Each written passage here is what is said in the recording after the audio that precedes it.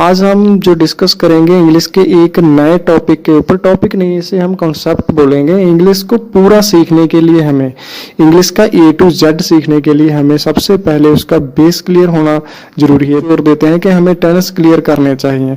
तो टेंस हम इजी तरीके से कैसे क्लियर करेंगे और कैसे इंग्लिश का जो बेस है उसको कैसे समझेंगे, उसके बारे में आज हम डिस्कस करेंगे। तो लॉगर को खोलने से हमारे पास लास्ट में टेंस वाला चार्ट जो आता है उसके बारे में हम आज डिस्कस करेंगे। तो ये हमारा जो टेंस चार्ट है वो खोल चुका है। तो सबसे पहले हम देखेंगे कि हमारे पास ये तीन प्रेजेंट, पास्ट एंड फ्यूचर तीन टेंस हैं। किसी भी बात को कहने के लिए हम तीन टेंस का प्रयोग करते हैं। कल उस बात को कैसे कहते थे और आज इस बात को कैसे कहेंगे और आने वाले कल में उस बात को हम कैसे बोलेंगे। जैसे इसकी पहचान होती है जो simple, continuous and perfect continuous में डिवाइड होता है ईच टेंस मतलब के हर एक काल हम आगे चार भागों में बांटते हैं। पहला जो भाग है सिंपल होता है, इसे हम कॉमनली यूज करते हैं हर जगह पर। जैसे कि प्रेजेंट में हम एक बात बोली, मैं अपनी किताब पढ़ता हूँ, इसका मतलब है I read my book. Subject V1 एसोरियस एंड ऑब्जेक्ट, सब्जेक्ट आई हो गया और लास्ट वाला पार्ट हमारा क्या हो गया, बुक क्या हो गया, ऑब्जेक्ट हो गया। तो बीच में उसकी क्रिया आ गई, क्या करना है, पढ़ना उसका क्रिया होगी कि बच्चा पढ़ रहा है, रो रहा है या कुछ भी कर रहा है। तो इसमें सिंपल सेंटेंस बनाने के लिए आई के साथ रीड वर्ब की फर्स्ट फॉर्म और लास्ट में हमारा वही बुक आ जाएगा, आई रीड माई बुक। बट इसमें हम इसको नेगेटिव बनाने में थोड़ा देखेंगे कि अगर हमने इसे नेगेटिव बनाना हो तो हमें सबसे पहले सब्जेक्ट, फिर डू डज और फिर ऑब्जेक्ट V1 और नॉट उसी प्रकार से हमारे पास रह जाएगा। अब हम पास्ट के ऊपर चर्चा करते हैं। पास्ट भी सिंपल ही पास्ट आज हम पढ़ेंगे। जैसे कि मैं अपने मित्र की सहायता की, मैंने अपने मित्र की सहायता की। इन पास्ट में हम इसे क्या कहेंगे, आई हेल्प माई फ्रेंड, मैं अपने मित्र की सहायता की थी, ठीक है ना, पहले की थी, मतलब आई हेल्प माई फ्रेंड, ठीक है, कुछ टाइम पहले मैं अपने मित्र की सहायता करके आया हूँ। जैसे अगर हमने नहीं की होती तो हम डिड नॉट का प्रयोग करेंगे। जैसे हम इसमें डू और डज लगाते हैं नेगेटिव बनाने के लिए, सिंपल के लिए, और पास्ट में हम डिड का प्रयोग करेंगे। डिड का प्रयोग कैसे होता है, I didn't help my friend, यहाँ पर वर्ब की फर्स्ट फॉर्म अप्लाई हो जाएगी सेकंड फॉर्म की जगह पर यदि हम इसे नेगेटिव में बनाते हैं और डिड हमें आगे लग जाएगा और उसके साथ नॉट लग जाएगा और वर्ब की जो फॉर्म है वो फिर से फर्स्ट आ जाएगी। उसके बाद हम फ्यूचर के बारे में डिस्कस करेंगे।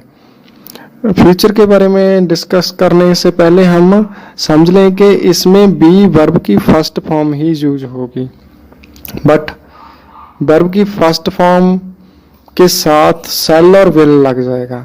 बट आज के ज़माने में विल का प्रयोग ज़्यादा होता है, पर आप कंफ्यूज मत होइए, हमने इसका भी हल निकाला है। आई और वी के साथ हम हमेशा सेल और ही, यू एंड दे के लिए हम विल लगाते हैं। और हम कहीं पे भी विल का प्रयोग कर लें तो वो हमारे लिए अनिवार्य होगा, सही होगा, गलत नहीं होगा, और हम विल का प्रयोग हर जगह कर सकते हैं। और इसी प्रकार हमारे पास्ट, प्रेजेंट और फ्यूचर सिंपल जो है वो क्लियर होगा। हम कंटिन्यूज पर जाएंगे। कंटिन्यूज होता है अभी जो वर्क हो रहा है, एट द टाइम, मूवमेंट के साथ जो वर्क हो रहा है। मैं अपनी किताब पढ़ रहा हूँ, I am reading my book. आगे हम इसको नेगेटिव बनाना होगा, इज एम आर के साथ ही हम इस नॉट का प्रयोग कर देंगे। इस जे ध्यान रखना होगा। इंडेफिनिट सिंपल में हम सिंपल बोलेंगे, मैं अपनी किताब पढ़ता हूँ, आई रीड माई बुक, मैं अपनी किताब पढ़ रहा हूँ, इस टाइम मैं अपनी किताब पढ़ रहा हूँ, तो I am reading my book, इसमें इज एम आर का प्रयोग हो जाएगा। ही इज, आई के साथ एम और ही के साथ is, he is reading his book, he is reading his book और he is reading my book, ये भी बन सकता है। और आगे हम चलेंगे पास्ट पे। पास्ट में वाज और वर लग जाएगा पास्ट बनाने के लिए और कंटिन्यूस बनाने के लिए। मैं अपनी किताब पढ़ रहा था, I was read my book, I was read my book. इसको हम नेगेटिव बनाना है तो सिंपली क्या करेंगे, वाज और वर्क के साथ नॉट का प्रयोग कर देंगे, I was not read my book. और इसको हमने इंटरोगेटिव बनाना है तो सब्जेक्ट के पहले वाज वर लगा देंगे, was I read my book और वर दे रीड देयर बुक्स। ठीक है, इसी प्रकार हम फ्यूचर बनाएंगे। फ्यूचर बनाने के लिए हम एफर्मेटिव सिंपल बनाने के लिए subject shall will plus V1 और ऑब्जेक्ट का प्रयोग करेंगे। ही शैल बी हेल्प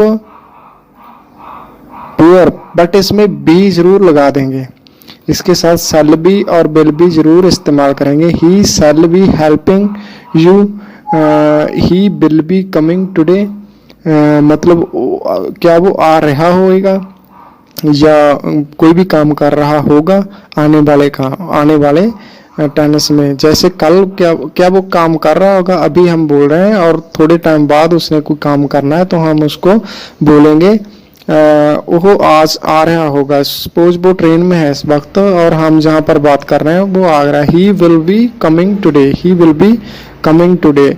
और वैसे ही हम इसमें नॉट का प्रयोग कर देंगे अगर हमने इसको negative banana, he will not coming today, he shall not helping you. ठीक है, आगे हम परफेक्ट। परफेक्ट का मतलब होता है पूरे तरीके से कोई काम हो चुका हो। परफेक्ट को हम आगे डिस्कस करते हैं।